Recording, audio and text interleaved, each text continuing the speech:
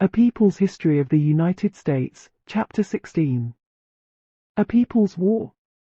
We, the governments of Great Britain and the United States, in the name of India, Burma, Malaya, Australia, British East Africa, British Guiana, Hong Kong, Siam, Singapore, Egypt, Palestine, Canada, New Zealand, Northern Ireland, Scotland, Wales, as well as Puerto Rico, Guam, the Philippines, Hawaii, Alaska, and the Virgin Islands, hereby declare most emphatically that this is not an imperialist war.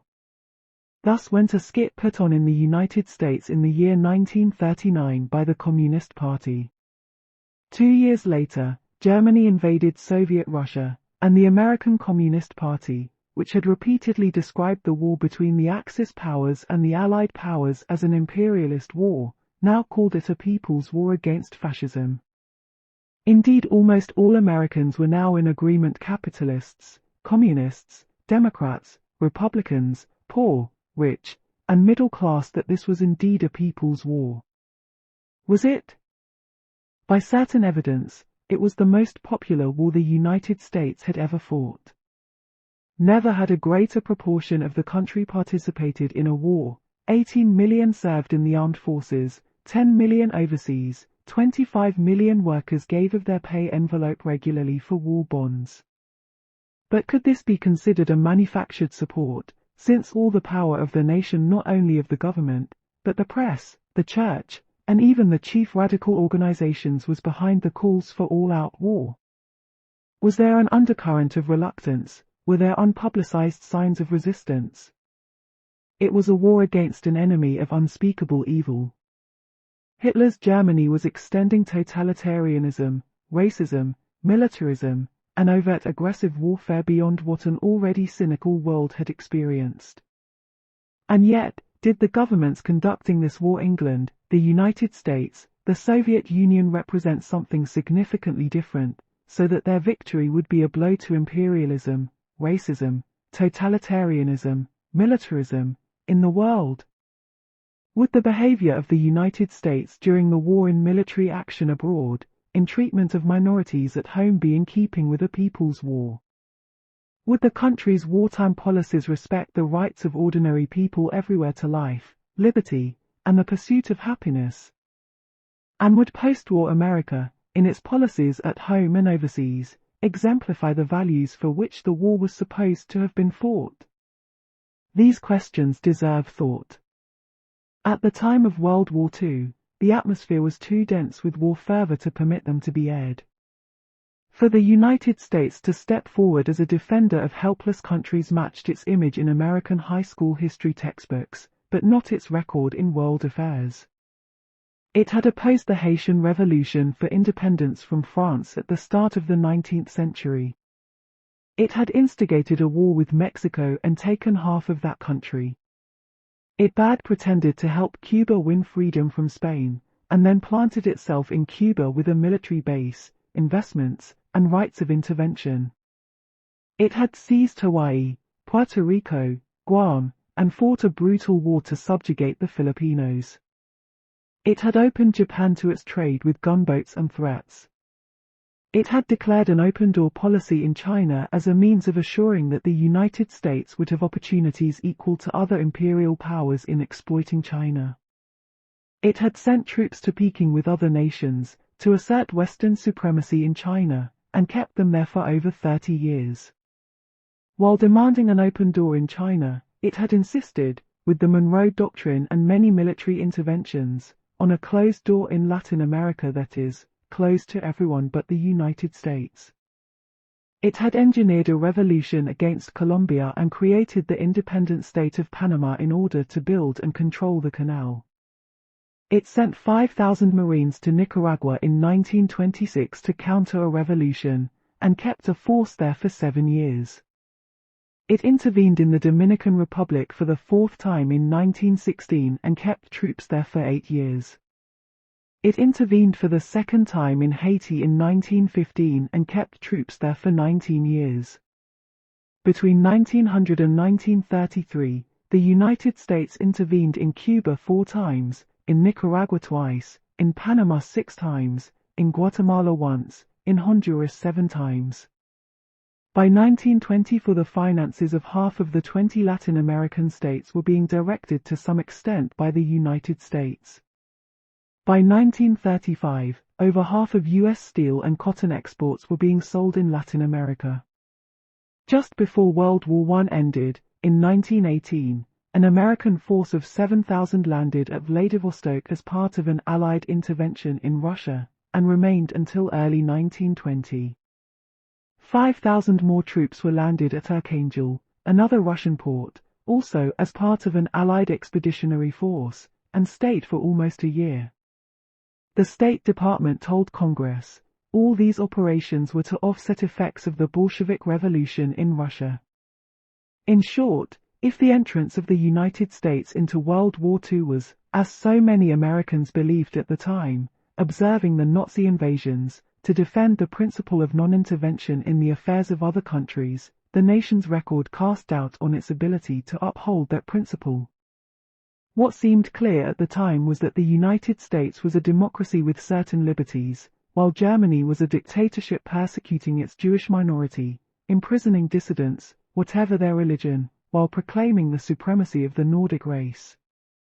However, blacks, looking at anti-Semitism in Germany, might not see their own situation in the US as much different. And the United States had done little about Hitler's policies of persecution. Indeed, it had joined England and France in appeasing Hitler throughout the 30s. Roosevelt and his Secretary of State, Cordell Hull, were hesitant to criticize publicly Hitler's anti-Semitic policies, when a resolution was introduced in the Senate in January 1934 asking the Senate and the President to express surprise and pain at what the Germans were doing to the Jews, and to ask restoration of Jewish rights. The State Department caused this resolution to be buried in committee, according to Arnold Offner, American appeasement. When Mussolini's Italy invaded Ethiopia in 1935, the U.S. declared an embargo on munitions but let American businesses send oil to Italy in huge quantities, which was essential to Italy's carrying on the war. When a fascist rebellion took place in Spain in 1936 against the elected socialist liberal government, the Roosevelt administration sponsored a neutrality act that had the effect of shutting off help to the Spanish government while Hitler and Mussolini gave critical aid to Franco. Offner says, the United States went beyond even the legal requirements of its neutrality legislation. Had aid been forthcoming from the United States and from England and France, considering that Hitler's position on aid to France was not firm at least until November 1936, the Spanish Republicans could well have triumphed. Instead, Germany gained every advantage from the Spanish Civil War. Was this simply poor judgment, an unfortunate error? Or was it the logical policy of a government whose main interest was not stopping fascism but advancing the imperial interests of the United States? For those interests, in the 30s, an anti-Soviet policy seemed best. Later, when Japan and Germany threatened U.S. world interests, a pro-Soviet, anti-Nazi policy became preferable. Roosevelt was as much concerned to end the oppression of Jews as Lincoln was to end slavery during the Civil War. Their priority in policy, whatever their personal compassion for victims of persecution, was not minority rights, but national power. It was not Hitler's attacks on the Jews that brought the United States into World War II, any more than the enslavement of 4 million blacks brought civil war in 1861. Italy's attack on Ethiopia, Hitler's invasion of Austria, his takeover of Czechoslovakia, his attack on Poland, none of those events caused the United States to enter the war, although Roosevelt did begin to give important aid to England. What brought the United States fully into the war was the Japanese attack on the American naval base at Pearl Harbor, Hawaii, on December 7, 1941. Surely it was not the humane concern for Japan's bombing of civilians that led to Roosevelt's outraged call for war. Japan's attack on China in 1937, her bombing of civilians at Nanking, had not provoked the United States to war. It was the Japanese attack on a link in the American Pacific Empire that did it. so long as Japan remained a well-behaved member of that imperial club of great powers who, in keeping with the open-door policy, were sharing the exploitation of China, the United States did not object. It had exchanged notes with Japan in 1917, saving the government of the United States recognizes that Japan has special interests in China. In 1928, according to Akira Irai, after imperialism, American consuls in China supported the coming of Japanese troops. It was when Japan threatened potential U.S. markets by its attempted takeover of China, but especially as it moved toward the tin, rubber, and oil of Southeast Asia, that the United States became alarmed and took those measures which led to the Japanese attack: a total embargo on scrap iron, a total embargo on oil in the summer of 1941. As Bruce Russett says, no clear and present danger throughout the 1930s. The United States government had done little to resist the Japanese advance on the Asian continent, but the Southwest Pacific area was of undeniable economic importance to the United States at the time. Most of America's tin and rubber came from there, as did substantial quantities of other raw materials. Pearl Harbor was presented to the American public as a sudden, shocking, immoral act. Immoral it was, like any bombing, but not really sudden or shocking to the American government.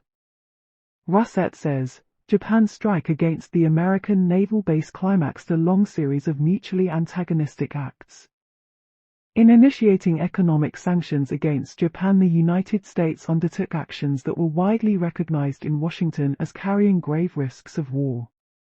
Putting aside the wild accusations against Roosevelt, that he knew about Pearl Harbor and didn't tell, or that he deliberately provoked the Pearl Harbor raid, these are without evidence. It does seem clear that he did as James Polk had done before him in the Mexican War and Lyndon Johnson after him in the Vietnam War. He lied to the public for what he thought was a right cause. In September and October 1941, he misstated the facts in two incidents involving German submarines and American destroyers. A historian sympathetic to Roosevelt, Thomas A. Bailey, has written, Franklin Roosevelt repeatedly deceived the American people during the period before Pearl Harbor. He was like the physician who must tell the patient lies for the patient's own good, because the masses are notoriously short-sighted and generally cannot see danger until it is at their throats. One of the judges in the Tokyo war crimes trial after World War II, Radhabinod Pal, dissented from the general verdicts against Japanese officials and argued that the United States had clearly provoked the war with Japan and expected Japan to act. Richard Minnie, Victor's Justice, sums up Pal's view of the embargoes on scrap iron and oil, that these measures were a clear and potent threat to Japan's very existence. The records show that a White House conference 2 weeks before Pearl Harbor anticipated a war and discussed how it should be justified. A State Department memorandum on Japanese expansion, a year before Pearl Harbor, did not talk of the independence of China or the principle of self-determination. It said, our general diplomatic and strategic position would be considerably weakened by our loss of Chinese, Indian, and South Seas markets, and by our loss of much of the Japanese market for our goods, as Japan would become more and more self-sufficient, as well as by insurmountable restrictions upon our access to the rubber, tin, jute, and other vital materials of the Asian and Oceanic regions. Once joined with England and Russia in the war, Germany and Italy declared war on the United States right after Pearl Harbor. Did the behavior of the United States show that her war aims were humanitarian, or centered on power and profit? Was she fighting the war to end the control by some nations over others, or to make sure the controlling nations were friends of the United States? In August 1941, Roosevelt and Churchill met off the coast of Newfoundland and released to the world the Atlantic Charter, setting forth noble goals for the post-war world, saying their countries seek no aggrandizement, territorial or other, and that they respected the right of all peoples to choose the form of government under which they will live. The Charter was celebrated as declaring the right of nations to self-determination.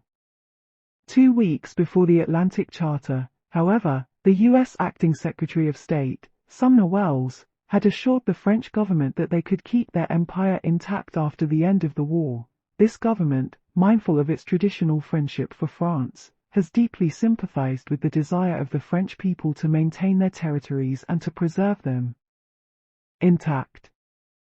The Department of Defense History of Vietnam, the Pentagon Papers, itself pointed to what it called an ambivalent policy toward Indochina, noting that in the Atlantic Charter and other pronouncements, the U.S. proclaimed support for national self-determination and independence, but also early in the war repeatedly expressed or implied to the French an intention to restore to France its overseas empire after the war. In late 1942, Roosevelt's personal representative assured French General Henri Giraud, "It is thoroughly understood that French sovereignty will be re-established as soon as possible throughout all the territory, metropolitan or colonial, over which flew the French flag in 1939. These pages, like the others in the Pentagon Papers, are marked top secret sensitive." By 1945 the ambivalent attitude was gone. In May, Truman assured the French he did not question her sovereignty over Indochina. That fall, the United States urged nationalist China, put temporarily in charge of the northern part of Indochina by the Potsdam Conference, to turn it over to the French, despite the obvious desire of the Vietnamese for independence. That was a favor for the French government. But what about the United States' own imperial ambitions during the war? What about the aggrandizement, territorial or other, that Roosevelt had renounced in the Atlantic Charter? In the headlines were the battles and troop movements, the invasion of North Africa in 1942, Italy in 1943, the massive, dramatic cross-channel invasion of German-occupied France in 1944, the bitter battles as Germany was pushed back toward and over her frontiers, the increasing bombardment by the British and American air forces. And, at the same time, the Russian victories over the Nazi armies. The Russians, by the time of the cross-channel invasion, had driven the Germans out of Russia, and were engaging 80% of the German troops. In the Pacific, in 1943 and 1944, there was the island Biasland move of American forces toward Japan, finding closer and closer bases for the thunderous bombardment of Japanese cities. Quietly, behind the headlines in battles and bombings, American diplomats and businessmen worked hard to make sure that when the war ended, American economic power would be second to none in the world.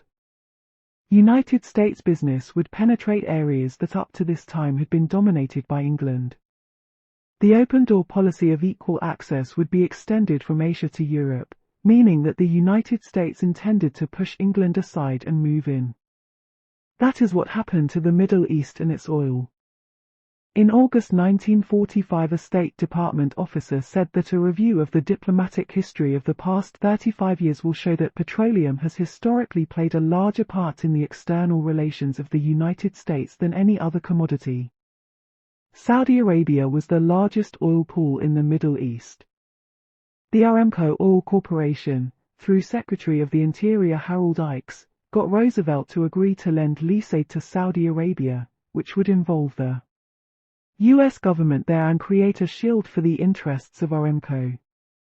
In 1944, Britain and the U.S. signed a pact on oil agreeing on the principle of equal opportunity, and Lloyd Gardner concludes, economic aspects of New Deal diplomacy, that the open-door policy was triumphant throughout the Middle East. Historian Gabriel Kolko, after a close study of American wartime policy, The Politics of War, concludes that the American economic war aim was to save capitalism at home and abroad. In April 1944, a State Department official said, "As you know, we've got to plan on enormously increased production in this country after the war, and the American domestic market can't absorb all that production indefinitely. There won't be any question about our needing greatly increased foreign markets." Anthony Sampson, in his study of the international oil business, The Seven Sisters, says, by the end of the war the dominant influence in Saudi Arabia was unquestionably the United States. King Ibn Saud was regarded no longer as a wild desert warrior, but as a key piece in the power game, to he wooed by the West. Roosevelt, on his way back from Yalta in February 1945, entertained the king on the cruiser Quincy, together with his entourage of 50, including 2 sons, a prime minister, an astrologer, and flocks of sheep for slaughter. Roosevelt then wrote to Ibn Sand, promising the United States would not change its Palestine policy without consulting the Arabs. In later years, the concern for oil would constantly compete with political concern for the Jewish state in the Middle East, but at this point, oil seemed more important. With British imperial power collapsing during World War I, the United States was ready to move in. Hull said early in the war, leadership toward a new system of international relationships in trade and other economic affairs will devolve very largely upon the United States because of our great economic strength. We should assume this leadership, and the responsibility that goes with it, primarily for reasons of pure national self-interest. Before the war was over, the administration was planning the outlines of the new international economic order, based on partnership between government and big business. Lloyd Gardner says of Roosevelt's chief advisor, Harry Hopkins, who had organized the relief programs of the New Deal, no conservative outdid Hopkins in championing foreign investment and its protection. The poet Archibald MacLeish, then an Assistant Secretary of State, spoke critically of what he saw in the post-war world. As things are now going, the peace we will make, the peace we seem to be making, will be a piece of oil, a piece of gold, a piece of shipping, a piece, in brief, without moral purpose or human interest. During the war, England and the United States set up the International Monetary Fund to regulate international exchanges of currency. Voting would be proportional to capital contributed, so American dominance would be assured. The International Bank for Reconstruction and Development was set up, supposedly to help reconstruct war-destroyed areas, but one of its first objectives was, in its own words, to promote foreign investment.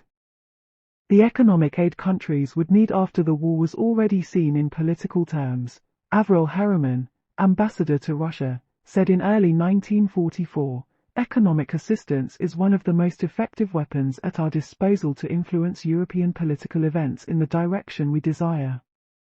The creation of the United Nations during the war was presented to the world as international cooperation to prevent future wars. But the UN was dominated by the Western imperial countries, the United States, England, and France, and a new imperial power, with military bases and powerful influence in Eastern Europe, the Soviet Union. An important conservative Republican senator, Arthur Vandenberg, wrote in his diary about the United Nations Charter, "The striking thing about it is that it is so conservative from a nationalist standpoint. It is based virtually on a full-power alliance. This is anything but a wild-eyed internationalist dream of a world state." I am deeply impressed, and surprised, to find Hull so carefully guarding our American veto in his scheme of things. The plight of Jews in German-occupied Europe, which many people thought was at the heart of the war against the Axis, was not a chief concern of Roosevelt. Henry Feingold's research, The Politics of Rescue, shows that, while the Jews were being put in camps and the process of annihilation was beginning that would end in the horrifying extermination of 6 million Jews and millions of non-Jews, Roosevelt failed to take steps that might have saved thousands of lives. Lai did not see it as a high priority. He left it to the State Department, and in the State Department anti-Semitism and a cold bureaucracy became obstacles to action. Was the war being fought to establish that Hitler was wrong in his ideas of white Nordic supremacy over inferior races? The United States Armed Forces were segregated by race.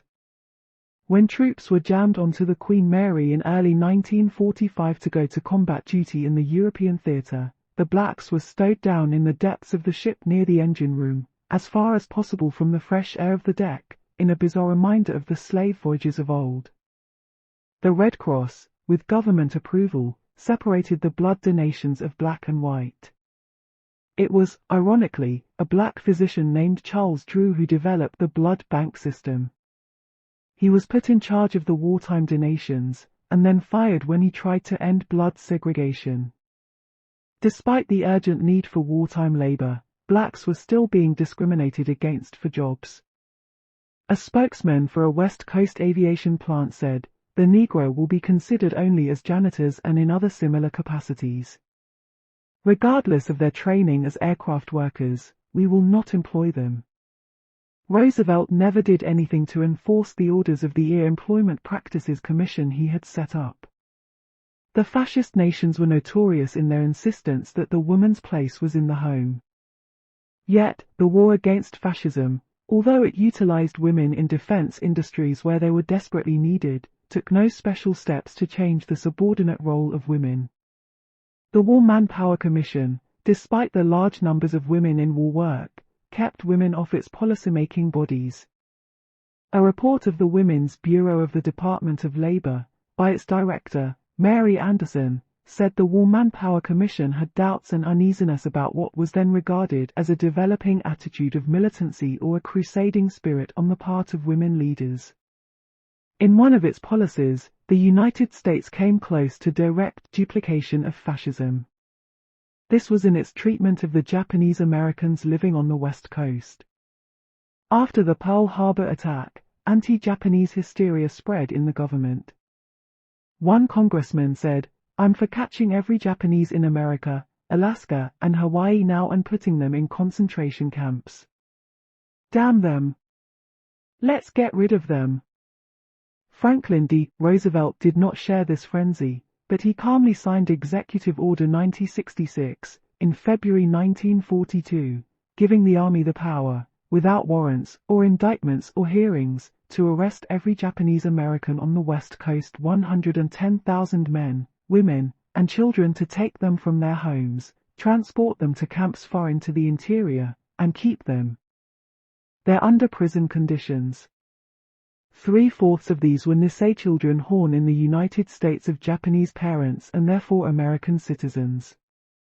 The other fourth, the Issei, born in Japan, were barred by law from becoming citizens.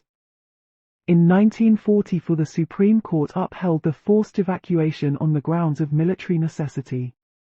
The Japanese remained in those camps for over 3 years. Mikey Weglin was a young girl when her family experienced evacuation and detention. She tells, years of infamy, of bungling in the evacuation, of misery, confusion, anger, but also of Japanese American dignity and fighting back. There were strikes, petitions, mass meetings, refusal to sign loyalty oaths, riots against the camp authorities. The Japanese resisted to the end. Not until after the war did the story of the Japanese Americans begin to be known to the general public.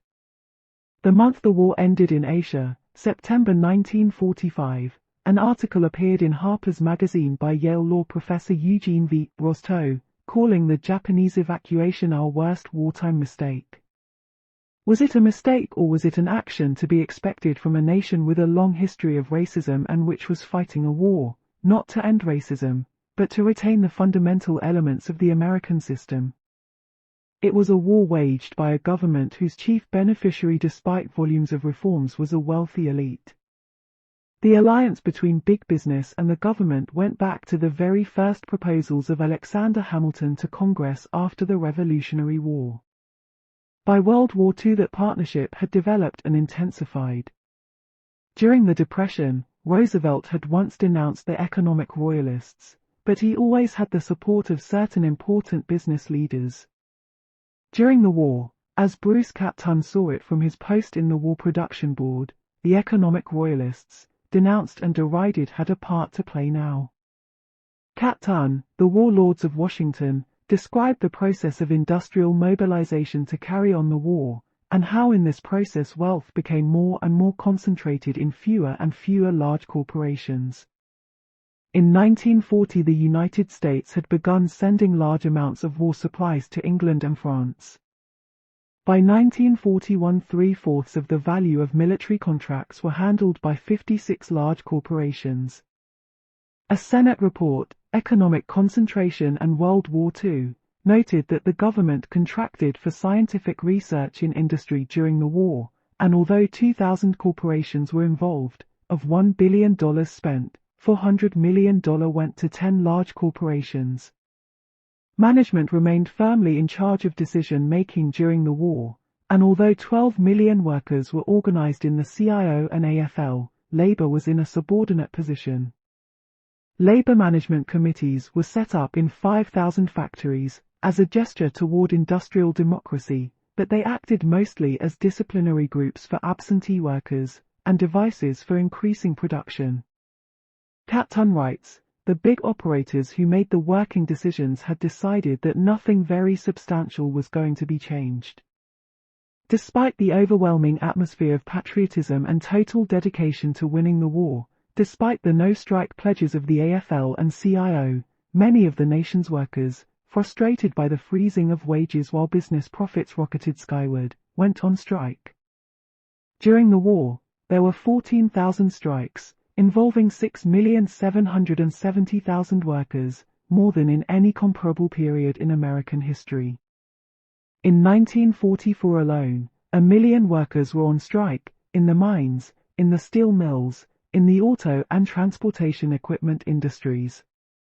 When the war ended, the strikes continued in record numbers, 3 million on strike in the first half of 1946. According to Jeremy Brecher, strike. If not for the disciplinary hand of the unions, there might have been a general confrontation between the workers of a great many industries and the government supporting the employers. In Lowell, Massachusetts, for example, according to an unpublished manuscript by Mark Miller, The Irony of Victory. Lowell during World War II. There were as many strikes in 1943 and 1944 as in 1937. It may have been a people's war, but here was dissatisfaction at the fact that the textile mill profits grew 600% from 1940 to 1946, while wage increases in cotton goods industries went up 36%. How little the war changed the difficult condition of women workers is shown by the fact that in Lowell, among women war workers with children, only 5% could have their children taken care of by nursery schools, the others had to make their own arrangements. Beneath the noise of enthusiastic patriotism, there were many people who thought war was wrong, even in the circumstances of fascist aggression. Out of 10 million drafted for the armed forces during World War II, only 43,000 refused to fight. But this was 3 times the proportion of COs, conscientious objectors, in World War I. Of these 43,000, about 6,000 went to prison, which was, proportionately, 4 times the number of COs who went to prison during World War I. Of every 6 men in federal prison, 1 was there as a CO. Many more than 43,000 refusers did not show up for the draft at all. The government lists about 350,000 cases of draft evasion, including technical violations as well as actual desertion, so it is hard to tell the true number, but it may be that the number of men who either did not show up or claimed CO status was in the hundreds of thousands, not a small number. And this in the face of an American community almost unanimously for the war. Among those soldiers who were not conscientious objectors, who seemed willing fighters, it is hard to know how much resentment there was against authority, against having to fight in a war whose aims were unclear, inside a military machine whose lack of democracy was very clear. No one recorded the bitterness of enlisted men against the special privileges of officers in the army of a country known as a democracy. To give just one instance, combat crews in the Air Force in the European theater, going to the base movies between bombing missions, found 2 lines: an officer's line, short, and an enlisted men's line, very long. There were 2 mess halls, even as they prepared to go into combat. The enlisted men's food was different, worse than the officers' one. The literature that followed World War II, James Jones's From Here to Eternity, Joseph Heller's Catch-22, and Norman Mailer's The Naked and the Dead captured this GI anger against the army brass. In The Naked and the Dead, the soldiers talk in battle, and one of them says, "The only thing wrong with this army is it never lost a war." Toglio was shocked. "You think we ought to lose this one?" Red found himself carried away. "What have I against the goddamn Japs? You think I care if they keep this fucking jungle? What's it to me if Cummings gets another star? General Cummings, he's a good man, Martinez said. There ain't a good officer in the world, Red stated. There seemed to be widespread indifference, even hostility, on the part of the Negro community to the war despite the attempts of Negro newspapers and Negro leaders to mobilize black sentiment. Lawrence Whitner, Rebels Against War, quotes a black journalist, "The Negro is angry, resentful, and utterly apathetic about the war. Fight for what? He is asking. This war doesn't mean a thing to me. If we win I lose, so what?" A black army officer, home on furlough, told friends in Harlem he had been in hundreds of ball sessions with Negro soldiers and found no interest in the war. A student at a Negro college told his teacher, "The Army Jim Crows us. The Navy lets us serve only as messmen. The Red Cross refuses our blood. Employers and labor unions shut us out. Lynchings continue. We are disenfranchised, Jim Crowed, spat upon." What more could Hitler do than that? NAACP leader Walter White repeated this to a black audience of several thousand people in the Midwest, thinking they would disapprove, but instead, as he recalled, my surprise and dismay, the audience burst into such applause that it took me some 30 or 40 seconds to quiet it. In January 1943, there appeared in a Negro newspaper this draftee's prayer. "Dear Lord, today I go to war, to fight, to die, tell me what for. Dear Lord, I'll fight, I do not fear, Germans or Japs, my fears are here. America." But there was no organized Negro opposition to the war. In fact, there was little organized opposition from any source. The Communist Party was enthusiastically in support. The Socialist Party was divided, unable to make a clear statement one way or the other. A few small anarchist and pacifist groups refused to back the war. The Women's International League for Peace and Freedom said, "War between nations or classes or races cannot permanently settle conflicts or heal the wounds that brought them into being." The Catholic Worker wrote, "We are still pacifists. The difficulty of merely calling for peace in a world of capitalism, fascism, communism, dynamic ideologies, aggressive actions troubled some pacifists. They began to speak of revolutionary nonviolence." A.J. Must of the Fellowship of Reconciliation said in later years, "I was not impressed with the sentimental, easygoing pacifism of the earlier part of the century.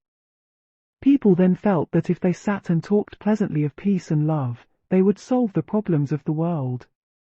The world was in the midst of a revolution, Must realized, and those against violence must take revolutionary action, but without violence. A movement of revolutionary pacifism would have to make effective contacts with oppressed and minority groups such as Negroes, sharecroppers, industrial workers. Only one organized socialist group opposed the war unequivocally.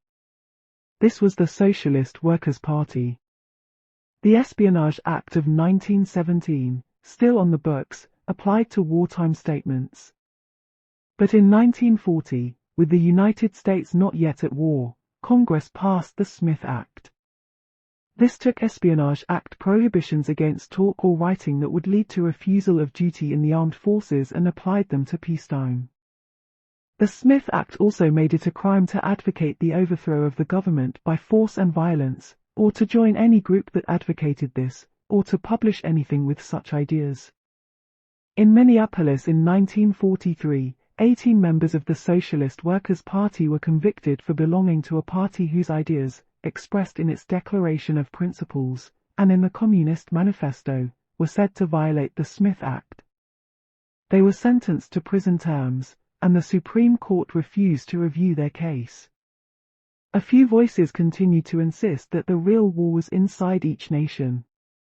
Dwight MacDonald's wartime magazine Politics presented, in early 1945, an article by the French worker philosopher Simone Weil, "Whether the mask is labeled fascism, democracy, or dictatorship of the proletariat, our great adversary remains the apparatus, the bureaucracy, the police, the military." Not the one facing us across the frontier or the battle lines, which is not so much our enemy as our brother's enemy, but the one that calls itself our protector and makes us its slaves. No matter what the circumstances, the worst betrayal will always be to subordinate ourselves to this apparatus, and to trample underfoot, in its service, all human values in ourselves and in others. Still, the vast bulk of the American population was mobilized, in the army, and in civilian life, to fight the war, and the atmosphere of war enveloped more and more Americans. Public opinion polls show large majorities of soldiers favoring the draft for the post-war period. Hatred against the enemy, against the Japanese particularly, became widespread. Racism was clearly at work. Time magazine, reporting the Battle of Iwo Jima, said, "The ordinary unreasoning Jap is ignorant. Perhaps he is human. Nothing indicates it."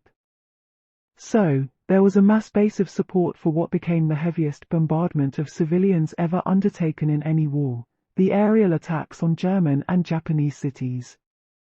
One might argue that this popular support made it a people's war. But if people's war means a war of people against attack, a defensive war if it means a war fought for humane reasons instead of for the privileges of an elite, a war against the few, not the many, then the tactics of all-out aerial assault against the populations of Germany and Japan destroy that notion. Italy had bombed cities in the Ethiopian War. Italy and Germany had bombed civilians in the Spanish Civil War. At the start of World War II, German planes dropped bombs on Rotterdam in Holland, Coventry in England, and elsewhere. Roosevelt had described these as inhuman barbarism that has profoundly shocked the conscience of humanity. These German bombings were very small compared with the British and American bombings of German cities. In January 1943, the Allies met at Casablanca and agreed on large-scale air attacks to achieve the destruction and dislocation of the German military, industrial, and economic system and the undermining of the morale of the German people to the point where their capacity for armed resistance is fatally weakened. And so, the saturation bombing of German cities began with 1,000-plane raids on Cologne, Essen, Frankfurt, Hamburg. The English flew at night with no pretense of aiming at military targets, the Americans flew in the daytime and pretended precision, but bombing from high altitudes made that impossible. The climax of this terror bombing was the bombing of Dresden in early 1945, in which the tremendous heat generated by the bombs created a vacuum into which fire leaped swiftly in a great firestorm through the city. More than 100,000 died in Dresden. Winston Churchill, in his wartime memoirs, confined himself to this account of the incident. "We made a heavy raid in the latter month on Dresden, then a center of communication of Germany's Eastern Front."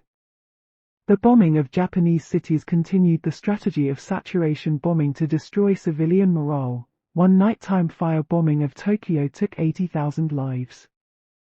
And then, on August 6, 1945, came the lone American plane in the sky over Hiroshima, dropping the first atomic bomb, leaving perhaps 100,000 Japanese dead, and tens of thousands more slowly dying from radiation poisoning. 12 U.S. Navy flyers in the Hiroshima City jail were killed in the bombing, a fact that the U.S. government has never officially acknowledged, according to historian Martin Sherwin, a world destroyed. 3 days later, a second atomic bomb was dropped on the city of Nagasaki, with perhaps 50,000 killed. The justification for these atrocities was that this would end the war quickly, making unnecessary an invasion of Japan. Such an invasion would cost a huge number of lives. The government said 1 million, according to Secretary of State Burns. 500,000, Truman claimed, was the figure given him by General George Marshall. When the papers of the Manhattan Project, the project to build the atom bomb, were released years later, they showed that Marshall urged a warning to the Japanese about the bomb, so people could be removed and only military targets hit. These estimates of invasion losses were not realistic, and seemed to have been pulled out of the air to justify bombings which, as their effects became known, horrified more and more people. Japan, by August 1945, was in desperate shape and ready to surrender. New York Times military analyst Hanson Baldwin wrote, shortly after the war, the enemy, in a military sense, was in a hopeless strategic position by the time the Potsdam demand for unconditional surrender was made on July 26. Such then was the situation when we wiped out Hiroshima and Nagasaki. Need we have done it? No one can, of course, be positive, but the answer is almost certainly negative. The United States Strategic Bombing Survey, set up by the War Department in 1944 to study the results of aerial attacks in the war, interviewed hundreds of Japanese civilian and military leaders after Japan surrendered, and reported just after the war, based on a detailed investigation of all the facts and supported by the testimony of the surviving Japanese leaders involved. It is the survey's opinion that certainly prior to the 31st of December, 1945, and in all probability prior to the 1st of November, 1945, Japan would have surrendered even if the atomic bombs had not been dropped, even if Russia had not entered the war, and even if no invasion had been planned or contemplated. But could American leaders have known this in August 1945? The answer is, clearly, yes. The Japanese code had been broken, and Japan's messages were being intercepted. It was known the Japanese had instructed their ambassador in Moscow to work on peace negotiations with the Allies. Japanese leaders had begun talking of surrender a year before this, and the emperor himself had begun to suggest, in June 1945, that alternatives to fighting to the end be considered. On July 13, Foreign Minister Shigenori Togo wired his ambassador in Moscow, "Unconditional surrender is the only obstacle to peace." Martin Sherwin, after an exhaustive study of the relevant historical documents, concludes, having broken the Japanese code before the war, American intelligence was able to and did relay this message to the president, but it had no effect whatever on efforts to bring the war to a conclusion. If only the Americans had not insisted on unconditional surrender, that is, if they were willing to accept one condition to the surrender, that the emperor, a holy figure to the Japanese, remain in place, the Japanese would have agreed to stop the war. Why did the United States not take that small step to save both American and Japanese lives? Was it because too much money and effort had been invested in the atomic bomb not to drop it? General Leslie Groves, head of the Manhattan Project, described Truman as a man on a toboggan, the momentum too great to stop it. Or was it, as British scientist P.M.S. Blackett suggested, fear, war, and the bomb, that the United States was anxious to drop the bomb before the Russians entered the war against Japan? The Russians had secretly agreed, they were officially not at war with Japan, they would come into the war 90 days after the end of the European War. That turned out to be May 8, and so, on August 8, the Russians were due to declare war on Japan, but by then the big bomb had been dropped, and the next day a second one would be dropped on Nagasaki. The Japanese would surrender to the United States, not the Russians, and the United States would be the occupier of post-war Japan.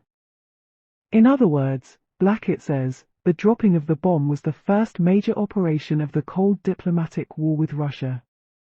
Blackett is supported by American historian Gar Alperovitz, Atomic Diplomacy, who notes a diary entry for July 28, 1945, by Secretary of the Navy James Forrestal, describing Secretary of State James F. Burns as most anxious to get the Japanese affair over with before the Russians got in.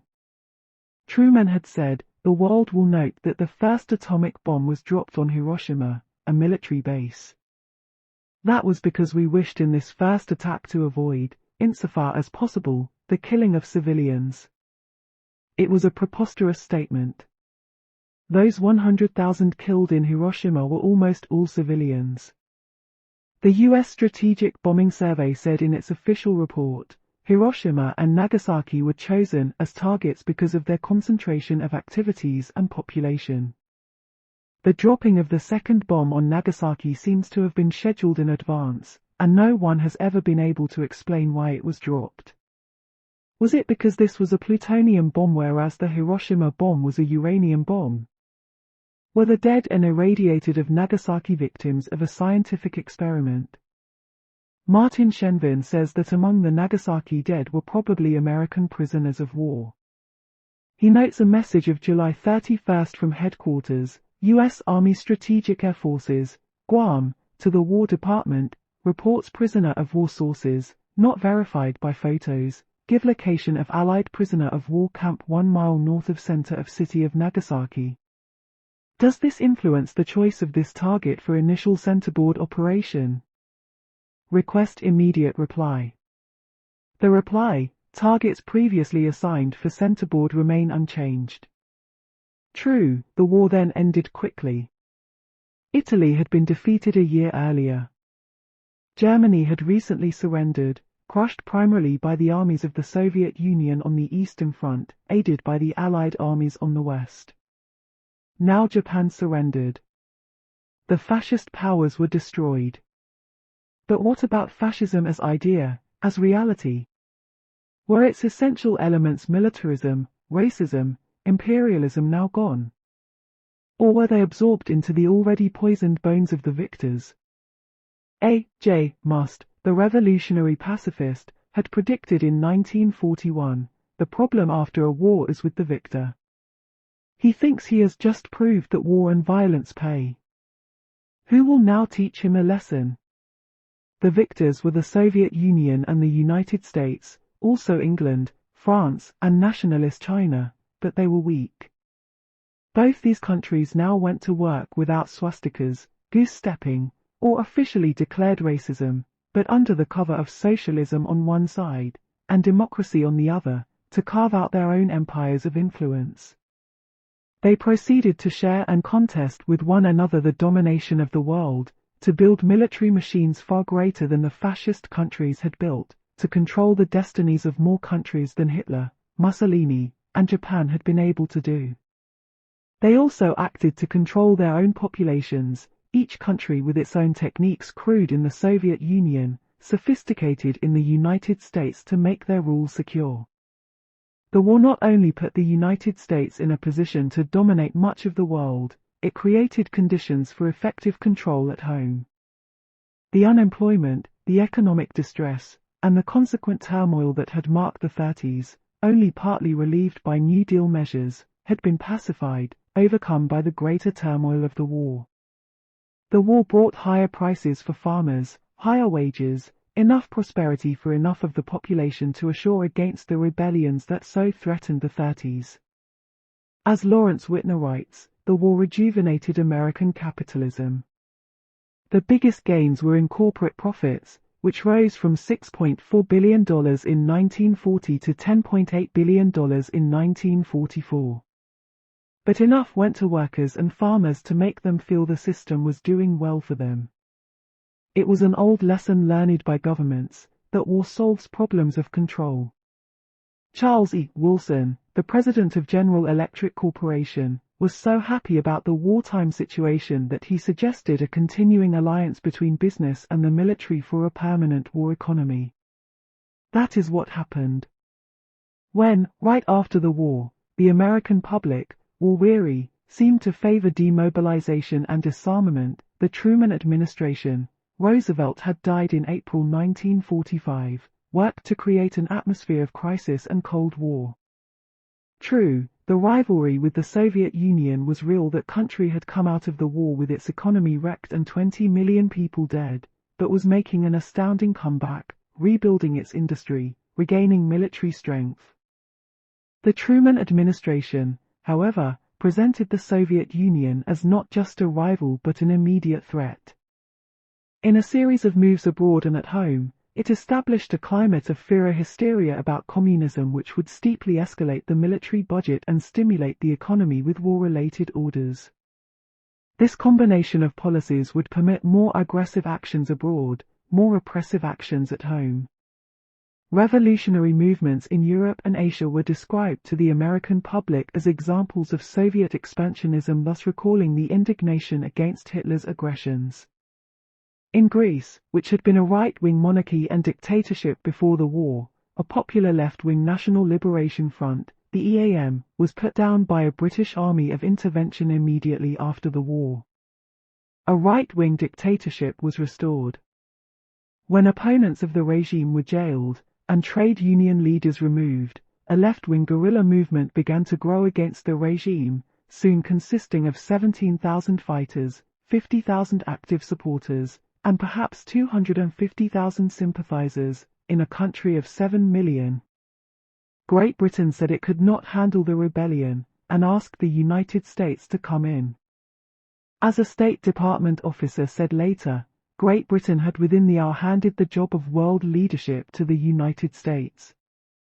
The United States responded with the Truman Doctrine, the name given to a speech Truman gave to Congress in the spring of 1947, in which he asked for $400 million in military and economic aid to Greece and Turkey. Truman said the U.S. must help free peoples who are resisting attempted subjugation by armed minorities or by outside pressures. In fact, the biggest outside pressure was the United States. The Greek rebels were getting some aid from Yugoslavia, but no aid from the Soviet Union, which during the war had promised Churchill a free hand in Greece if he would give the Soviet Union its way in Romania, Poland, Bulgaria. The Soviet Union, like the United States, did not seem to be willing to help revolutions it could not control. Truman said the world must choose between alternative ways of life. One was based on the will of the majority distinguished by free institutions, the other was based on the will of a minority terror and oppression, the suppression of personal freedoms. Truman's advisor Clark Clifford had suggested that in his message Truman connect the intervention in Greece to something less rhetorical, more practical, the great natural resources of the Middle East. Clifford meant oil, but Truman didn't mention that. The United States moved into the Greek Civil War, not with soldiers, but with weapons and military advisors. In the last 5 months of 1947, 74,000 tons of military equipment were sent by the United States to the right-wing government in Athens, including artillery, dive bombers, and stocks of napalm. 250 army officers, headed by General James Van Fleet, advised the Greek army in the field. Van Fleet started a policy standard in dealing with popular insurrections of forcibly removing thousands of Greeks from their homes in the countryside, to try to isolate the guerrillas, to remove the source of their support. With that aid, the rebellion was defeated by 1949. United States economic and military aid continued to the Greek government. Investment capital from FSSO, UOW Chemical, Chrysler, and other U.S. corporations flowed into Greece. But illiteracy, poverty, and starvation remained widespread there, with the country in the hands of what Richard Barnett, Intervention and Revolution, called a particularly brutal and backward military dictatorship. In China, a revolution was already underway when World War II ended, led by a communist movement with enormous mass support. A Red Army, which had fought against the Japanese, now fought to oust the corrupt dictatorship of Chiang Kai-shek, which was supported by the United States. The United States, by 1949, had given $2 billion in aid to Chiang Kai-shek's forces, but according to the State Department's own white paper on China, Chiang Kai-shek's government had lost the confidence of its own troops and its own people. In January 1949, Chinese Communist forces moved into Peking, the Civil War was over, and China was in the hands of a revolutionary movement, the closest thing, in the long history of that ancient country, to a people's government, independent of outside control. The United States was trying, in the post-war decade, to create a national consensus excluding the radicals, who could not support a foreign policy aimed at suppressing revolution of conservatives and liberals, Republicans and Democrats, around the policies of Cold War and anti-949, had given $2 billion in aid to Chiang Kai-shek's forces, but, according to the State Department's own white paper on China, Chiang Kai-shek's government had lost the confidence of its own troops and its own people. In January 1949, Chinese Communist forces moved into Peking, the Civil War was over, and China was in the hands of a revolutionary movement, the closest thing, in the long history of that ancient country, to a people's government, independent of outside control. The United States was trying, in the post-war decade, to create a national consensus excluding the radicals, who could not support a foreign policy aimed at suppressing revolution of conservatives and liberals, Republicans, and Democrats around the policies of Cold War and anti-communism. Such a coalition could best be created by a liberal democratic president, whose aggressive policy abroad would be supported by conservatives, and whose welfare programs at home, Truman's Fair Deal, would be attractive to liberals.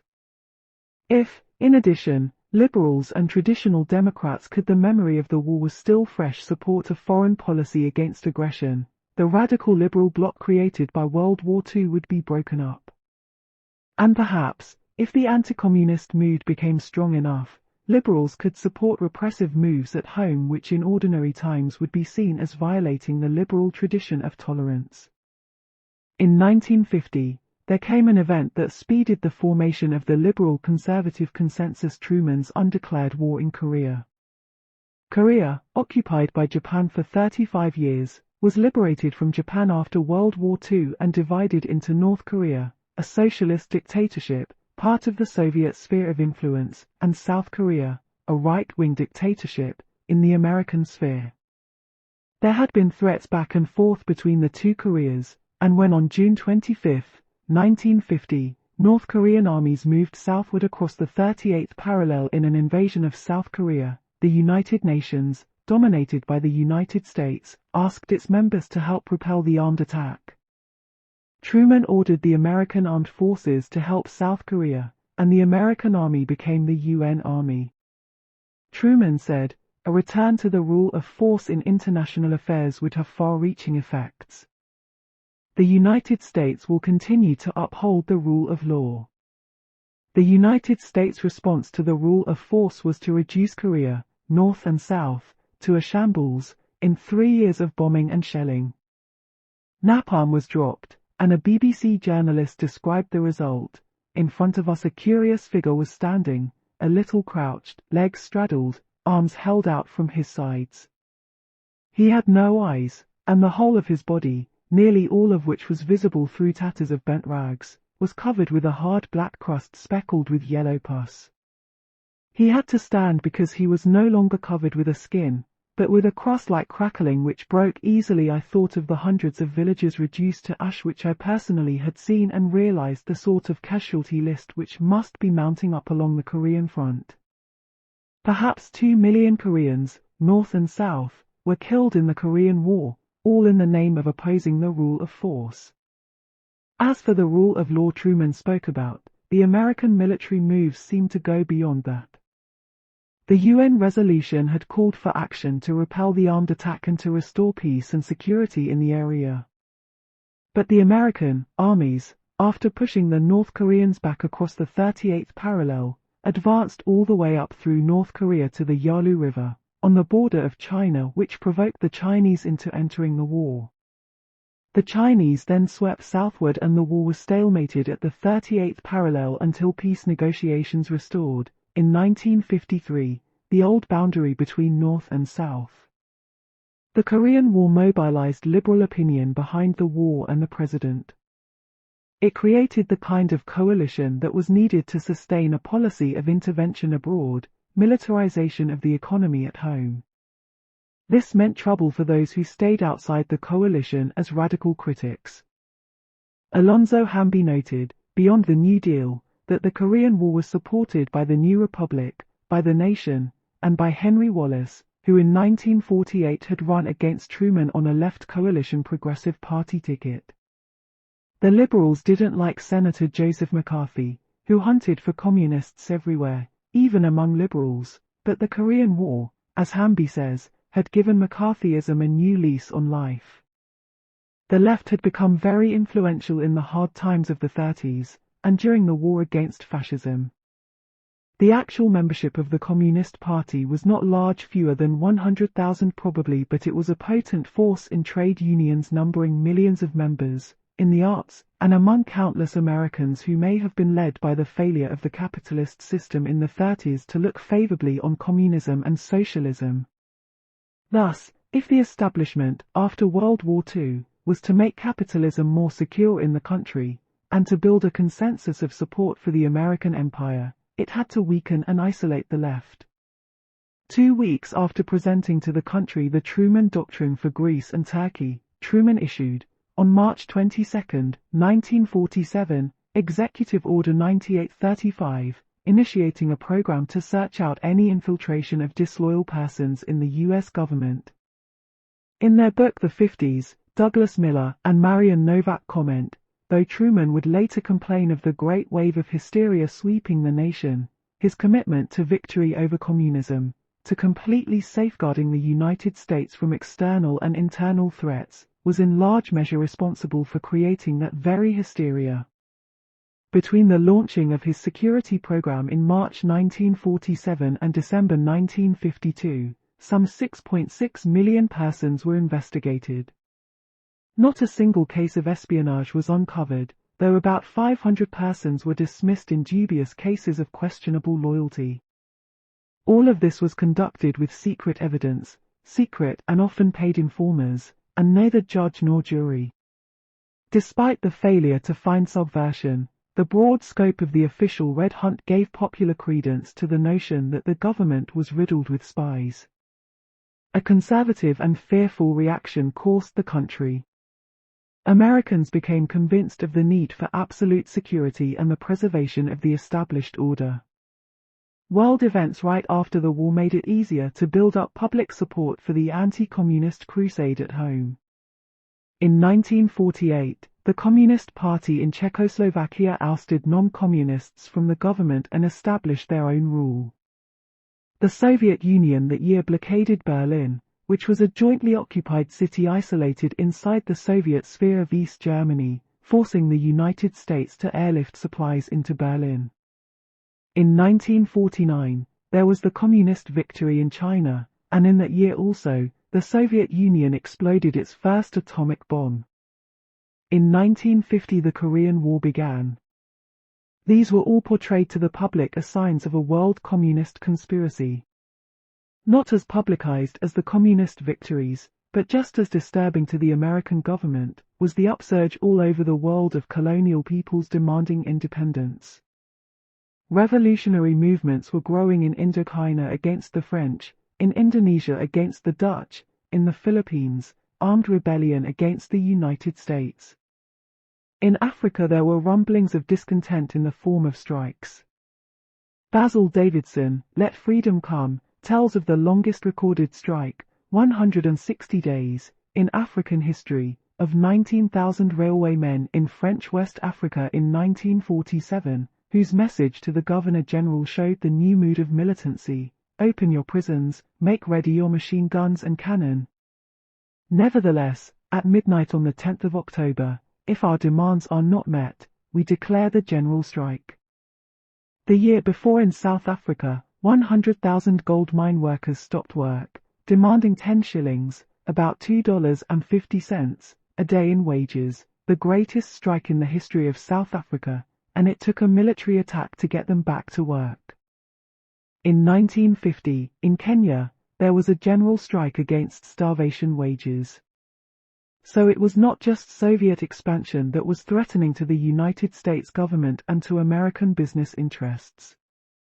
In fact, China, Korea, Indochina, the Philippines, represented local communist movements, not Russian fomentation. It was a general wave of anti-imperialist insurrection in the world, which would require gigantic American effort to defeat, national unity for militarization of the budget, for the suppression of domestic opposition to such a foreign policy. Truman and the liberals in Congress proceeded to try to create a new national unity for the post-war years with the Executive Order on Loyalty Oaths, Justice Department prosecutions, and anti-communist legislation.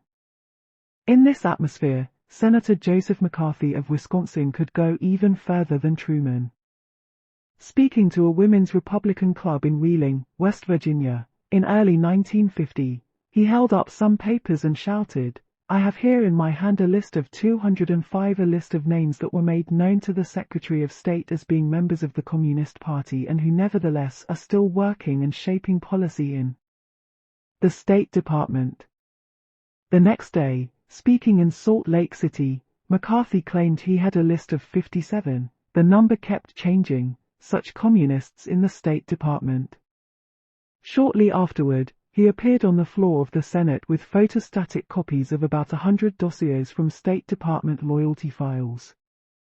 The dossiers were 3 years old, and most of the people were no longer with the State Department, but McCarthy read from them anyway, inventing, adding, and changing as he read. In one case, he changed the dossier's description of liberal to communistically inclined, in another form active fellow traveler to active communist, and so on. McCarthy kept on like this for the next few years. As chairman of the Permanent Investigations Subcommittee of the Senate Committee on Government Operations, he investigated the State Department's information program, its Voice of America, and its overseas libraries, which included books by people McCarthy considered communists. The State Department reacted in panic, issuing a stream of directives to its library centers across the world. 40 books were removed, including the selected works of Thomas Jefferson, edited by Philip Foner, and the children's are by Lillian Hellman. Some books were burned. McCarthy became bolder. In the spring of 1954 he began hearings to investigate supposed subversives in the military. When he began attacking generals for not being hard enough on suspected communists, he antagonized Republicans as well as Democrats, and in December 1954, the Senate voted overwhelmingly to censure him for conduct unbecoming a member of the United States Senate. The censure resolution avoided criticizing McCarthy's anti-communist lies and exaggerations. It concentrated on minor matters, on his refusal to appear before a Senate subcommittee on privileges and elections, and his abuse of an Army general at his hearings.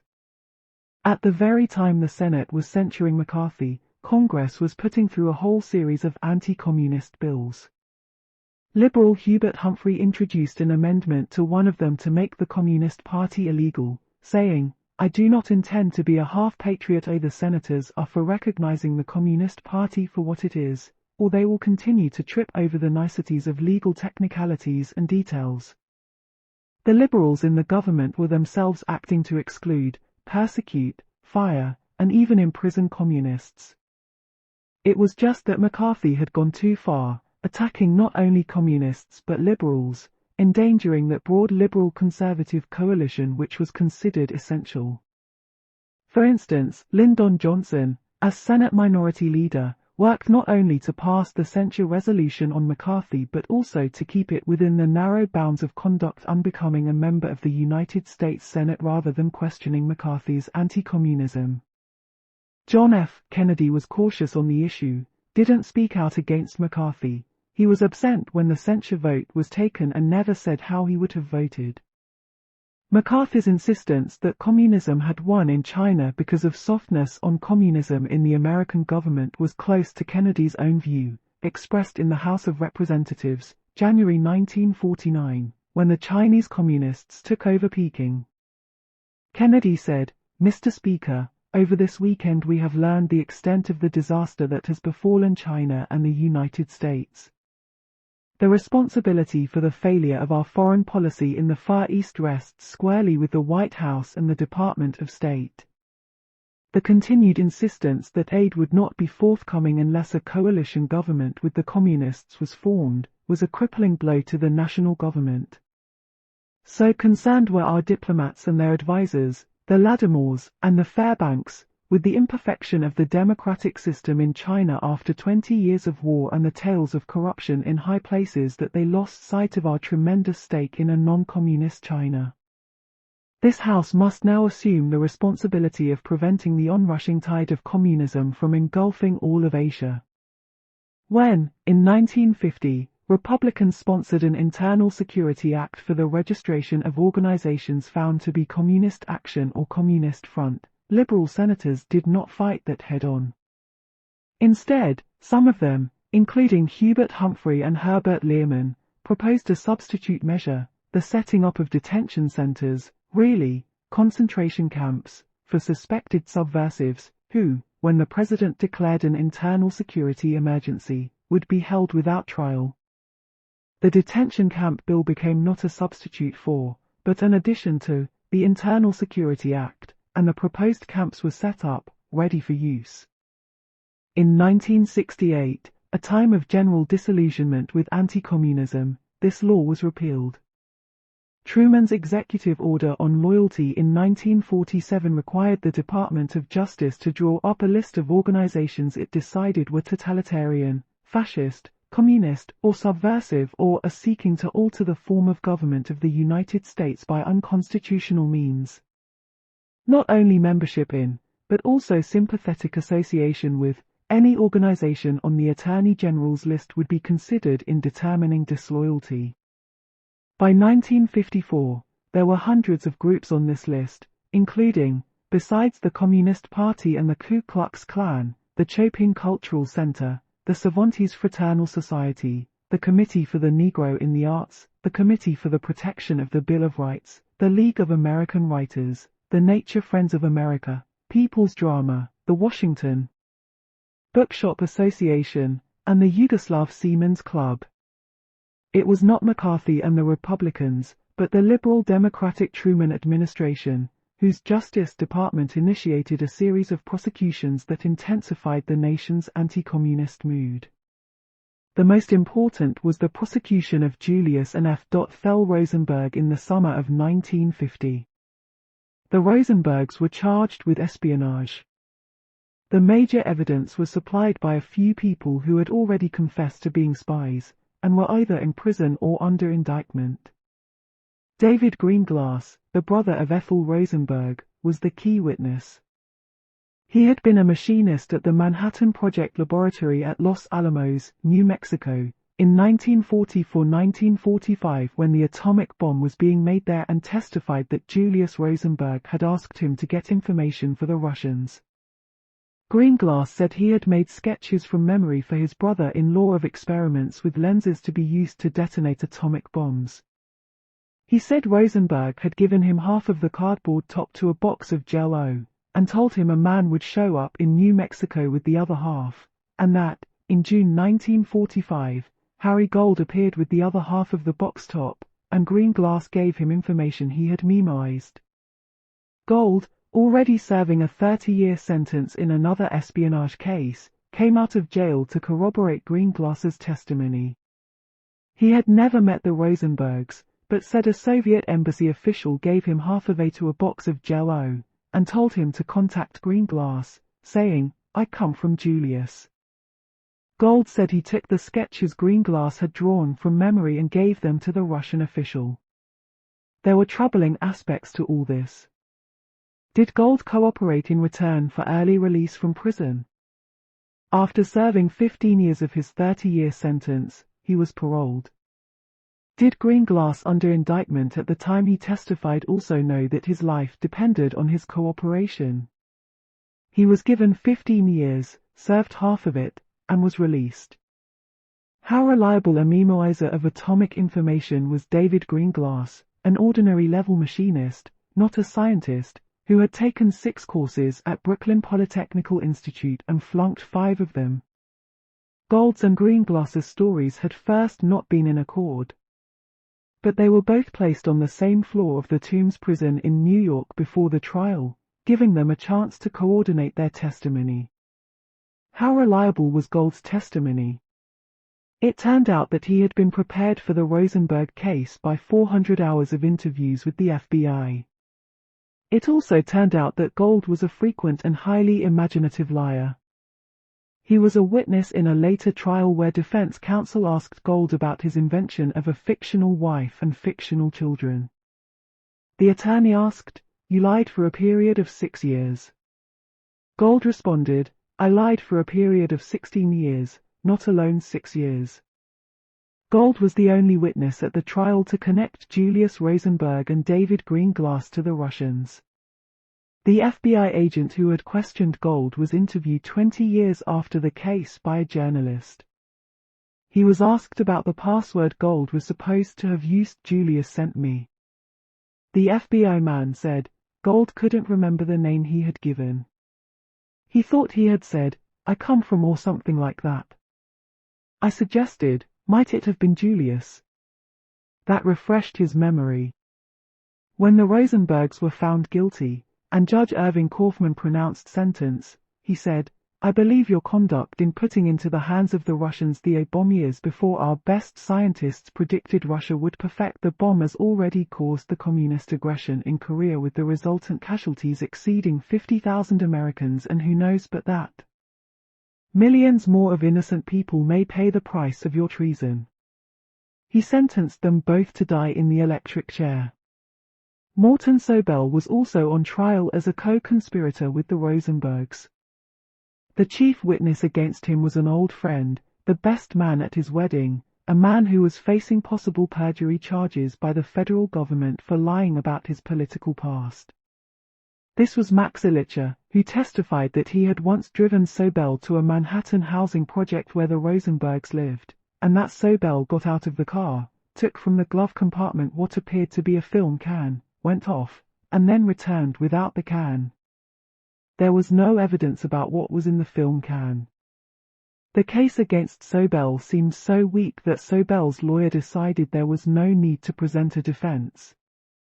But the jury found Sobel guilty, and Kaufman sentenced him to 30 years in prison. He was sent to Alcatraz, parole was repeatedly denied, and he spent 19 years in various prisons before he was released. FBI documents subpoenaed in the 1970s showed that Judge Kaufman had conferred with the prosecutors secretly about the sentences he would give in the case. Another document shows that after 3 years of appeal, a meeting took place between Attorney General Herbert Brownell and Chief Justice Fred Vinson of the Supreme Court, and the Chief Justice assured the Attorney General that if any Supreme Court justice gave a stay of execution, he would immediately call a full court session and override it. There had been a worldwide campaign of protest.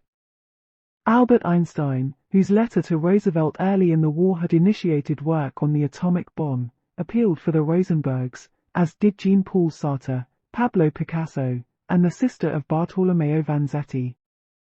There was an appeal to President Truman, just before he left office in the spring of 1953.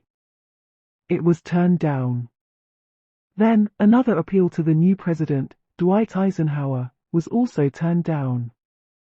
At the last moment, Justice William Zero Douglas granted a stay of execution. Chief Justice Vinson sent out special jets to bring the vacationing justices back to Washington from various parts of the country. They cancelled Douglas's stay in time for the Rosenbergs to be executed June 19, 1953. It was a demonstration to the people of the country, though very few could identify with the Rosenbergs, of what lay at the end of the line for those the government decided were traitors. In that same period of the early 50s, the House UN American Activities Committee was at its heyday, interrogating Americans about their communist connections, holding them in contempt if they refused to answer, distributing millions of pamphlets to the American public. 100 Things You Should Know About Communism. Where can communists be found? Everywhere.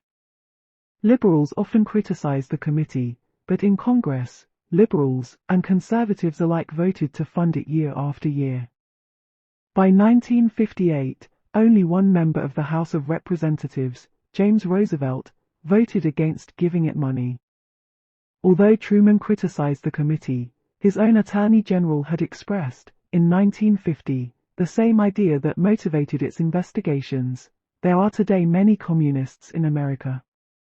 They are everywhere, in factories, offices, butcher shops, on street corners, in private business, and each carries in himself the germs of death for society. Liberal intellectuals rode the anti-communist bandwagon. Commentary magazine denounced the Rosenbergs and their supporters. One of Commentary's writers, Irving Kristol, asked in March 1952, "Do we defend our rights by protecting communists?" His answer, no. It was Truman's Justice Department that prosecuted the leaders of the Communist Party under the Smith Act, charging them with conspiring to teach and advocate the overthrow of the government by force and violence. The evidence consisted mostly of the fact that the Communists were distributing Marxist-Leninist literature, which the prosecution contended called for violent revolution. There was certainly not evidence of any immediate danger of violent revolution by the Communist Party. The Supreme Court decision was given by Truman's appointee, Chief Justice Vinson. He stretched the old doctrine of the clear and present danger by saying there was a clear and present conspiracy to make a revolution at some convenient time. And so, the top leadership of the Communist Party was put in prison, and soon after, most of its organizers went underground. Undoubtedly, there was success in the attempt to make the general public fearful of communists and ready to take drastic actions against them: imprisonment at home, military action abroad. The whole culture was permeated with anti-communism. The large circulation magazines had articles like "How Communists Get That Way" and "Communists Are After Your Child." The New York Times in 1956 ran an editorial, "We would not knowingly employ a Communist Party member in the news or editorial departments because we would not trust his ability to report the news objectively or to comment on it honestly."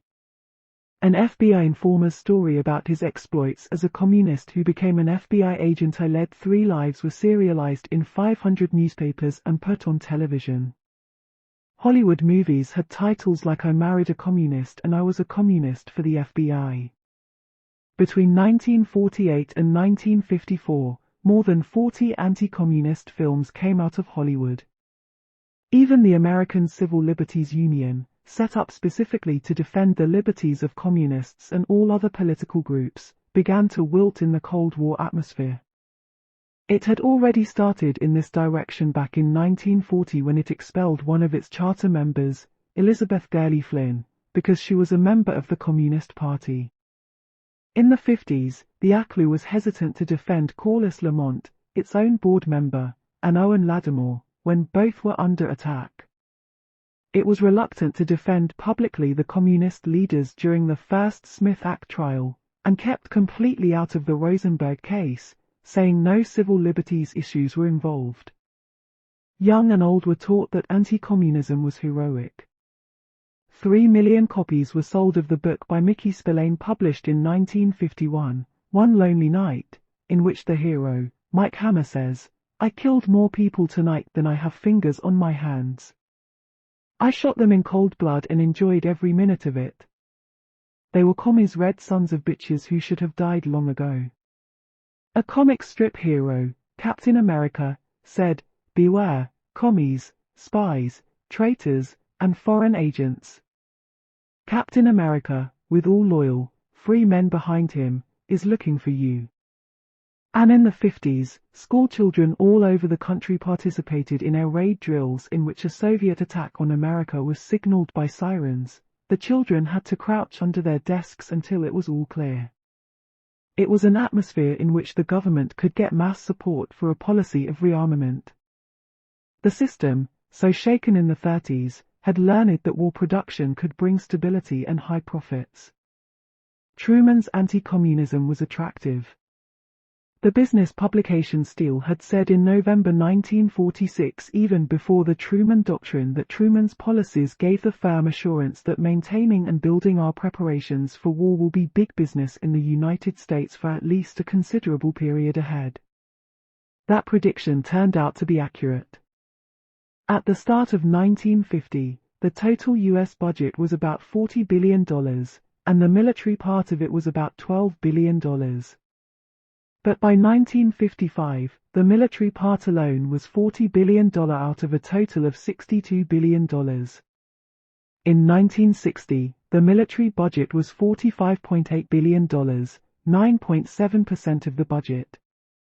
That year John F. Kennedy was elected president, and he immediately moved to increase military spending. In 14 months, the Kennedy administration added $9 billion to defense funds, according to Edgar Bottome, The Balance of Terror. By 1962, based on a series of invented scares about Soviet military build-ups, a false bomber gap and a false missile gap, the United States had overwhelming nuclear superiority. It had the equivalent, in nuclear weapons, of 1,500 Hiroshima-size atomic bombs, far more than enough to destroy every major city in the world, the equivalent, in fact, of 10 tons of TNT for every man, woman, and child on Earth. To deliver these bombs, the The United States had more than 50 intercontinental ballistic missiles, 80 missiles on nuclear submarines, 90 missiles on stations overseas, 1,700 bombers capable of reaching the Soviet Union, 300 fighter bombers on aircraft carriers able to carry atomic weapons, and 1,000 land-based supersonic fighters able to carry atomic bombs. The Soviet Union was obviously behind. It had between 50 and 100 intercontinental ballistic missiles and fewer than 200 long-range bombers. But the US budget kept mounting, the hysteria kept growing, the profits of corporations getting defense contracts multiplied, and employment and wages moved ahead just enough to keep a substantial number of Americans dependent on war industries for their living. By 1970, the U.S. military budget was $80 billion and the corporations involved in military production were making fortunes. Two-thirds of the $40 billion spent on weapons systems was going to 12 or 15 giant industrial corporations, whose main reason for existence was to fulfill government military contracts. Senator Paul Douglas, an economist and chairman of the Joint Economic Committee of the Senate, noted that 6/7 of these contracts are not competitive. In the alleged interest of secrecy, the government picks a company and draws up a contract in more or less secret negotiations. C. Wright Mills, in his book of the 50s, The Power Elite, counted the military as part of the top elite, along with politicians and corporations. These elements were more and more intertwined. A Senate report showed that the 100 largest defense contractors, who held 67.4% of the military contracts, employed more than 2,000 former high-ranking officers of the military. Meanwhile, the United States, giving economic aid to certain countries, was creating a network of American corporate control over the globe, and building its political influence over the countries it aided. The Marshall Plan of 1948, which gave $16 billion in economic aid to Western European countries in 4 years, had an economic aim, to build up markets for American exports. George Marshall, a general, then Secretary of State, was quoted in an early 1948 State Department bulletin, "It is idle to think that a Europe left to its own efforts would remain open to American business in the same way that we have known it in the past." The Marshall Plan also had a political motive. The communist parties of Italy and France were strong, and the United States decided to use pressure and money to keep communists out of the cabinets of those countries.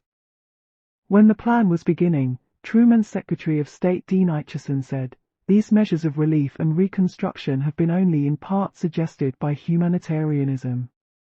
Your Congress has authorized and your government is carrying out a policy of relief and reconstruction today chiefly as a matter of national self-interest." From 1952 on, foreign aid was more and more obviously designed to build up military power in non-communist countries. In the next 10 years, of the $50 billion in aid granted by the United States to 90 countries, only $5 billion was for non-military economic development. When John F. Kennedy took office, he launched the Alliance for Progress, a program of help for Latin America, emphasizing social reform to better the lives of people. But it turned out to be mostly military aid to keep in power right-wing dictatorships and enable them to stave off revolutions. From military aid, it was a short step to military intervention. What Truman had said at the start of the Korean War about the rule of force and the rule of law was again and again, under Truman and his successors, contradicted by American action. In Iran, in 1953, the Central Intelligence Agency succeeded in overthrowing a government which nationalized the oil industry. In Guatemala, in 1954, a legally elected government was overthrown by an invasion force of mercenaries trained by the CIA at military bases in Honduras and Nicaragua and supported by 4 American fighter planes flown by American pilots. The invasion put into power Colonel Carlos Castillo Armos, who had at one time received military training at Fort Leavenworth, Kansas. The government that the United States overthrew was the most democratic Guatemala had ever had. The president, Jacobo Arbenz, was a left-of-center socialist. 4 of the 56 seats in the Congress were held by communists. What was most unsettling to American business interests was that Arbenz had expropriated 234,000 acres of land owned by United Fruit, offering compensation that United Fruit called unacceptable. Amos, in power, gave the land back to United Fruit, abolished the tax on interest and dividends to foreign investors, eliminated the secret ballot, and jailed thousands of political critics. In 1958, the Eisenhower government sent thousands of Marines to Lebanon to make sure the pro-American government there was not toppled by a revolution, and to keep an armed presence in that oil-rich area. The Democrat-Republican, liberal-conservative agreement to prevent or overthrow revolutionary governments whenever possible, whether communist, socialist, or anti-United Fruit, became most evident in 1961 in Cuba. That little island 90 miles from Florida had gone through a revolution in 1959 by a rebel force led by Fidel Castro, in which the American-backed dictator, Fulgencio Batista, was overthrown. The revolution was a direct threat to American business interests. Franklin D. Roosevelt's Good Neighbor policy had repealed the Platt Amendment, which permitted American intervention in Cuba, but the United States still kept a naval base in Cuba at Guantanamo, and U.S. business interests still dominated the Cuban economy. American companies controlled 80 to 100% of Cuba's utilities, mines, cattle ranches, and oil refineries, 40% of the sugar industry, and 50% of the public railways. Fidel Castro had spent time in prison after he led an unsuccessful attack in 1953 on an army barracks in Santiago. Out of prison, he went to Mexico, met Argentine revolutionary Che Guevara, and returned in 1956 to Cuba. His tiny force fought guerrilla warfare from the jungles and mountains against Batista's army, drawing more and more popular support, then came out of the mountains and marched across the country to Havana. The Batista government fell apart on New Year's Day 1959. In power, Castro moved to set up a nationwide system of education, of housing, of land distribution to landless peasants. The government confiscated over 1 million acres of land from 3 American companies, including United Fruit. Cuba needed money to finance its programs, and the United States was not eager to lend it. The International Monetary Fund, dominated by the United States, would not loan money to Cuba because Cuba would not accept its stabilization conditions, which seemed to undermine the revolutionary program that had begun. When Cuba now signed a trade agreement with the Soviet Union, American-owned oil companies in Cuba refused to refine crude oil that came from the Soviet Union. Castro seized these companies. The United States cut down on its sugar buying from Cuba, on which Cuba's economy depended, and the Soviet Union immediately agreed to buy all the 700,000 tons of sugar that the United States would not buy. Cuba had changed. The Good Neighbor policy did not apply. In the spring of 1960, President Eisenhower secretly authorized the Central Intelligence Agency to arm and train anti-Castro Cuban exiles in Guatemala for a future invasion of Cuba. When Kennedy took office in the spring of 1961, the CIA had 1,400 exiles, armed and trained. He moved ahead with the plans, and on April 17, 1961, the CIA-trained force, with some Americans participating, landed at the Bay of Pigs on the south shore of Cuba, 90 miles from Havana. They expected to stimulate a general rising against Castro. But it was a popular regime. There was no rising. In 3 days, the CIA forces were crushed by Castro's army. The whole Bay of Pigs affair was accompanied by hypocrisy and lying. The invasion was a violation recalling Truman's rule of law of a treaty the U.S. had signed, the Charter of the Organization of American States, which reads, "No state or group of states has the right to intervene, directly or indirectly, for any reason whatever, in the internal or external affairs of any other state." 4 days before the invasion, because there had been press reports of secret bases and CIA training for invaders, President Kennedy told a press conference, "There will not be under any conditions, any intervention in Cuba by United States Armed Forces. True, the landing force was Cuban, but it was all organized by the United States, and American warplanes, including American pilots, were involved. Kennedy had approved the use of unmarked Navy jets in the invasion. 4 American pilots of those planes were killed, and their families were not told the truth about how those men died. The success of the liberal-conservative coalition in creating a national anti-communist consensus was shown by how certain important news publications cooperated with the Kennedy administration in deceiving the American public on the Cuban invasion. The New Republic was about to print an article on the CIA training of Cuban exiles, a few weeks before the invasion.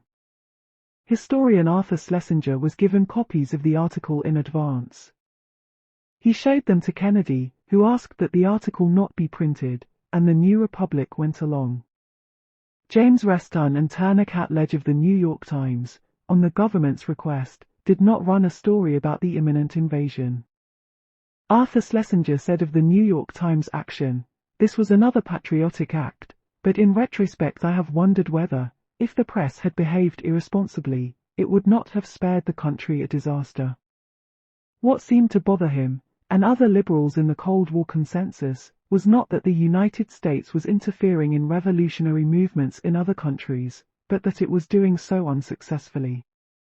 Around 1960, the 15-year effort since the end of World War II to break up the communist radical upsurge of the New Deal and wartime years seemed successful. The Communist Party was in disarray, its leaders in jail, its membership shrunken, its influence in the trade union movement very small. The trade union movement itself had become more controlled, more conservative. The military budget was taking half of the national budget, but the public was accepting this. The radiation from the testing of nuclear weapons had dangerous possibilities for human health, but the public was not aware of that. The Atomic Energy Commission insisted that the deadly effects of atomic tests were exaggerated, and an article in 1955 in the Reader's Digest, the largest circulation magazine in the United States, said, "The scare stories about this country's atomic tests are simply not justified." In the mid-50s, there was a flurry of enthusiasm for air raid shelters. The public was being told these would keep them safe from atomic blasts. A government consultant and scientist, Herman Kahn, wrote a book, On Thermonuclear War, in which he explained that it was possible to have a nuclear war without total destruction of the world, that people should not be so frightened of it. A political scientist named Henry Kissinger wrote a book published in 1957 in which he said, "With proper tactics, nuclear war need not be as destructive as it appears." The country was on a permanent war economy which had big pockets of poverty, but there were enough people at work, making enough money, to keep things quiet. The distribution of wealth was still unequal. From 1944 to 1961, it had not changed much. The lowest fifth of the families received 5% of all the income, the highest fifth received 45% of all the income. In 1953, 1.6% of the adult population owned more than 80% of the corporate stock and nearly 90% of the corporate bonds. About 200 giant corporations out of 200,000 corporations, 0.1% of all corporations, controlled about 60% of the manufacturing wealth of the nation. When John F. Kennedy presented his budget to the nation after his first year in office, it was clear that, liberal Democrat or not, there would be no major change in the distribution of income or wealth or tax advantages. New York Times columnist James Reston summed up Kennedy's budget messages as avoiding any sudden transformation of the home front as well as a more ambitious frontal attack on the unemployment problem. Reston said, he agreed to a tax break for business investment in plant expansion and modernization. He is not spoiling for a fight with the Southern conservatives over civil rights. He has been urging the unions to keep wage demands down so that prices can be competitive in the world markets and jobs increased. And he has been trying to reassure the business community that he does not want any Cold War with them on the home front. This week in his news conference he refused to carry out his promise to bar discrimination in government-insured housing, but talked instead of postponing this until there was a national consensus in its favor.